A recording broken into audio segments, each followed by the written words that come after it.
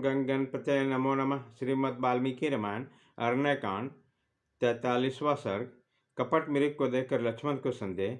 सीता को उस मृग को जीवित या मृत अवस्था में भी ले आने के लिए श्री राम को प्रेरित करना तथा श्री राम को लक्ष्मण को समझा बुझाकर सीता का रक्षा का भार सौंपकर उस मृग को मारने के लिए जाना।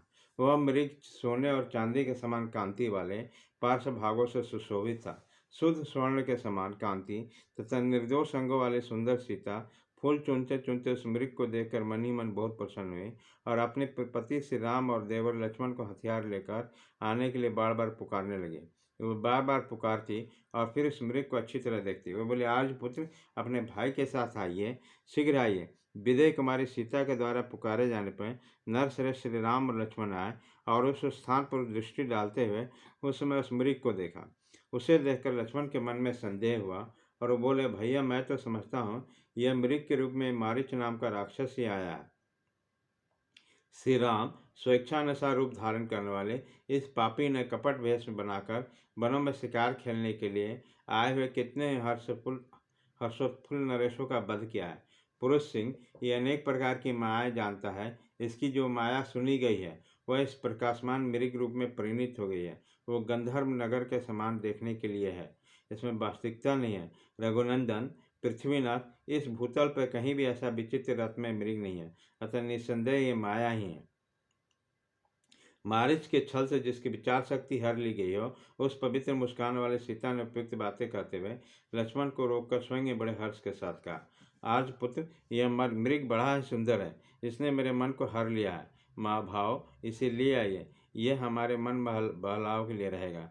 राजन महाभाव, इसमें हमारे के आश्रम पर बहुत से पवित्र दर्शनीय मृग एक साथ चरते हैं तथा सुमर, काली पूंछ वाले चवरी गाय, चमर, सफेद पूंछ वाली चवरी गांव, रिछ चितकबरे मृगों के झुंड, बानर तथा सुंदर रूप वाले महाबली किन्नर भी विचरण करते हैं। तथापि आज के पहले मैंने दूसरा कोई ऐसा तेजस्वी, सौम्य और दीप्तमान मृग नहीं देखा था जैसा कि श्रेष्ठ मृग दिखाई दे रहा। नाना प्रकार के रंगों से युक्त होने के कारण भी इसके अंग विचित्र जान पड़ते थे।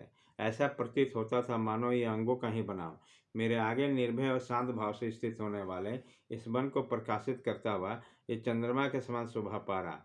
इसका रूप अद्भुत है, इसकी शोभा अवर्णनीय है, इसकी सवर संपत्ति बोली बहुत सुंदर है। विचित्र अंगों से सुशोभित ये अद्भुत मृग मेरे मन को मोह लेता है। यदि ये मृग जीते जी आपकी पकड़ में आ जाएगी तो एक आश्चर्य की वस्तु होगी, इसमें सबके हृदय का विस्मय उत्पन्न करेगा। अब हमारी वनवास की अवधि पूरी हो गई है और हम पुनः अपना राज्य पा लेंगे। इस समय यह मृग हमारे अंतःपुर की शोभा बढ़ाएगा। प्रभो, इस मृग का दिव्य रूप भरत के आपके मेरे सासुओं के लिए मेरे लिए भी विस्मयजनक होगा। पुरुष सिंह, यदि कच्चित यह श्रेष्ठ मृग जीते जी पकड़ा ना जा सके तो इसका चमड़ा भी बहुत सुंदर होगा। घास फूस की बनी हुई चटाई पर इस मरे हुए मृग चूर्ण में चमड़ा बिछाकर मैं इस पर आपके साथ बैठना चाहता हूँ। यद्यपि स्वेच्छा से प्रेरित होकर अपने पति को ऐसे कामों में लगाना एक भयंकर स्वेच्छाचार है और साध्वी स्त्रियों के लिए उचित नहीं माना गया। तथापि इस जंतु के शरीर ने मेरे हृदय में विस्मय उत्पन्न कर दिया, इसलिए मैं आपको पकड़ के लाने के लिए अनुरोध करता हूँ। सुनहरी रोम वाली इंद्रमिल नील मणि के समान सिंह, उदय काल के सूर्य की भांति कांति तथा नक्षत्रलोक के भांति बिंदु युक्त तेज से सुशोभित उस मृग को देखकर श्री रामचंद्र जी का मन भी विस्मित हो उठा। सीता की पूर्वोक्त बातें सुनकर, उस मृग के अद्भुत रूप को देखकर और उस रूप पर लुभाकर सीता से प्रेरित होकर हर्ष में भरे हुए श्री राम ने अपने भाई लक्ष्मण से कहा, लक्ष्मण देखो तो सही, विदेह नंदिनी सीता के मन में इस मृग को पाने के लिए कितनी प्रबल इच्छा जाग रही है। वास्तव में इसका रूप है बहुत ही सुंदर। अपने रूप की श्रेष्ठता कारण मृग आज जीवित नहीं रह सकेगा। सुमित्रा नंदन, देवराज इंद्र के नंद वन में और कुबेर के चैतररथ वन में भी कोई ऐसा मृग नहीं होगा जो उसकी समानता कर सके। फिर पृथ्वी पर तो हो ही कहा सकता। टेढ़ी और सीधी रुचि रोम वाले इस मृग का शरीर का आश्रय लेकर सुंदर बिंदुओं से चित्रित हो बड़ी शोभा पा रही है। देखो ना, जब ये जम्हाई लेता है तब इसके मुख से प्रज्वलित अग्निशिखा के समान दमकती हुई जीवा बाहर निकल आती है और मेघ से प्रकट हुई बिजली के समान चमकती लगती है। इसके मुख संपट इंद्र नीलमणि के बने हुए पान पात्र के समान जान पड़ता है। उधर शंख और मोती के समान सफेद है। यह अवर्णनीय मृग किसके मन को नहीं लुभा लगा। नाना प्रकार के रत्नों से विभूषित इसके सुनहरी प्रभा वाले दिव्य रूप को देखकर उसके मन में विस्मय नहीं होगा। लक्ष्मण, राजा लोग बड़े बड़े मनों में मृगिया खेलते समय मांस मृग चर्म के लिए शिकार खेलने का शौक पूरा करने के लिए धनुष हाथ में लिए मृगों को मारते हैं। मृगिया के उद्योग से ही राजा लोग विशाल वन में धन का संग्रह करते हैं, क्योंकि वहाँ मणि, रत्न और स्वर्ण आदि से युक्त नाना प्रकार के धातु उपलब्ध रहते हैं। लक्ष्मण, कोष की वृद्धि करने वाला बनने धन के मनुष्य के लिए अत्यंत उत्कृष्ट होता है। ठीक उसी तरह जैसे ब्रह्म भाव को प्राप्त हुए मनुष्य के लिए मन में चिंतन मात्र से भरी हुई सारी वस्तु अत्यंत उत्तम बताई गई है।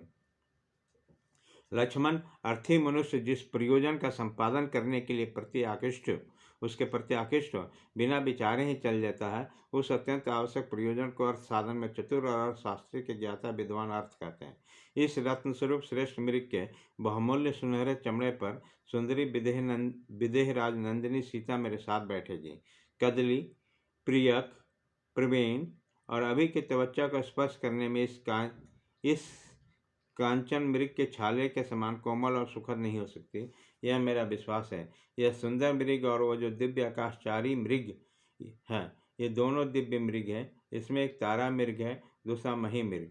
लक्ष्मण, यदि तुम मुझसे जैसा कह रहे कि यदि वैसा ही वो मृग है, तो यदि वह राक्षस के माया है तो भी मुझे उसका वध करना चाहिए, क्योंकि अपवित्र चित्त वाले इस क्रूर कर्मा मारिच ने वन में विचरते हुए समय पहले अनेक श्रेष्ठ मुनियों की हत्या की है। इसमें मृगिया के समय प्रकट होकर बहुत से महाधनुर्धर नरेशों का वध किया। अतः इस मृग के कार्य के रूप में इसका वध अवश्य करने योग्य है। इस वन में बतापी नामक राक्षस आता था, जो तपस्वी महात्माओं का तिरस्कार करके कपटपूर्वक उपाय से उसके पेट में पहुंच जाता था, और जैसे खचड़ी अपने गर्भ का बच्चा नष्ट कर देता है, उसी प्रकार उन महर्षियों को ब्रह्मऋषियों को नष्ट कर देता है। एक बतापी एक दिन दीर्घ काल के पश्चात लोभवश तेजस्वी महामुनि अगस्त के पास जा पहुंचा और श्राद्ध काल में उसका हार बन गया, उसके पेट में पहुंच गया। श्राद्ध के अंत में जब वो राक्षस प्रकट करने की इच्छा करने लगा, तब उसका पेट फाड़ कर निकालने का इद्दत हुआ। तब उस बतापी को लक्ष्य देकर भगवान अगस्त मुस्कुराए और उसे इस प्रकार बोले, बतापी, तुमने बिना सोचे विचारे जीव जगत में बहुत से श्रेष्ठ ब्राह्मणों को अपने तेज से तिरस्कृत किया है, उसी पाप से हम तुम बच गए।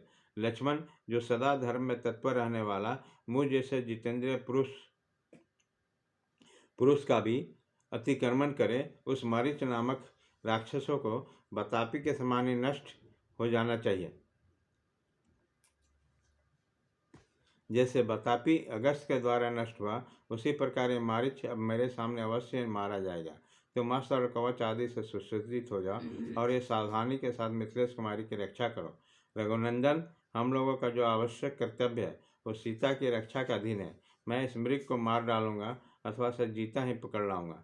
सुमित्रा कुमार, लक्ष्मण, देखो इस मृग का चरम हस्तगत करने के लिए इस विदेह नंदिनी की कितनी उत्कंठा हो रही है, इसलिए मृग को ले आने के लिए मैं तुरंत ही जा रहा हूँ। इस मृग को मारने का प्रधान हेतु है इसके चमड़े को प्राप्त करना। आज इसी के कारण ये मृग जीवित नहीं रह सकेगा। लक्ष्मण, तुम आश्रम पर आकर सीता के साथ सावधान आना। सावधानी के साथ तब तक रक्षा करना जब तक कि मैं एक ही बाण से उस चितकबरे मृग को मार नहीं डालता हूँ। मारने के पश्चात इसके चमड़ा लेकर मैं शीघ्र लौट आऊँगा। लक्ष्मण, बुद्धिमान पक्षी गजराज जटायु बड़े ही बलवान और समर्थशाली हैं, उसके साथ ही यह सदा सावधान आना। मिथिलेश कुमारी सीता को अपने संरक्षण में लेकर प्रतिक्षण सब दिशाओं में रहने वाले राक्षसों को ओर से चौकन्ने रहना। इस प्रकार श्री वाल्मीकि निर्मित आर्ष रामायण आदि काव्य के अरण्य कांड में 43वां सर्ग पूरा हुआ।